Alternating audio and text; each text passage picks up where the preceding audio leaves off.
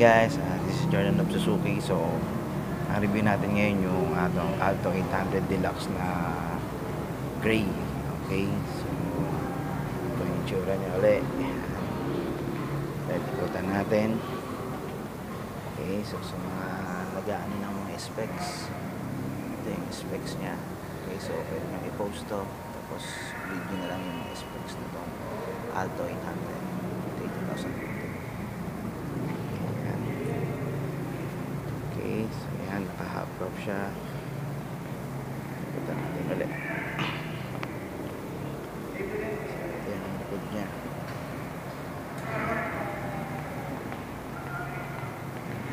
So ito natin sa loob.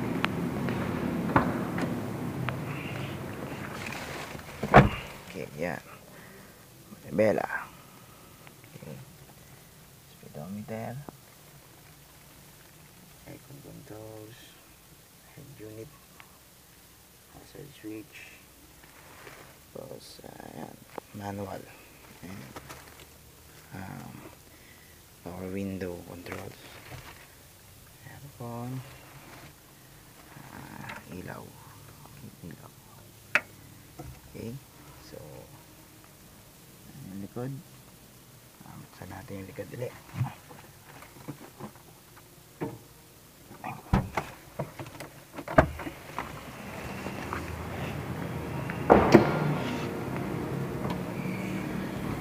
So, ito yung likod. Same.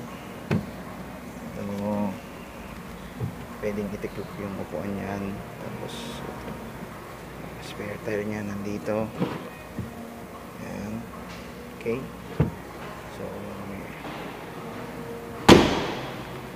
dyan po nagtatapos ang ating short review ng ating Suzuki Alto Deluxe 800 na gray. Okay, so sa mga interesado na mag-avail o may katanungan kayo sa Alto 800 Deluxe, sa text nyo lang po ako sa number na nasa screen. Thank you.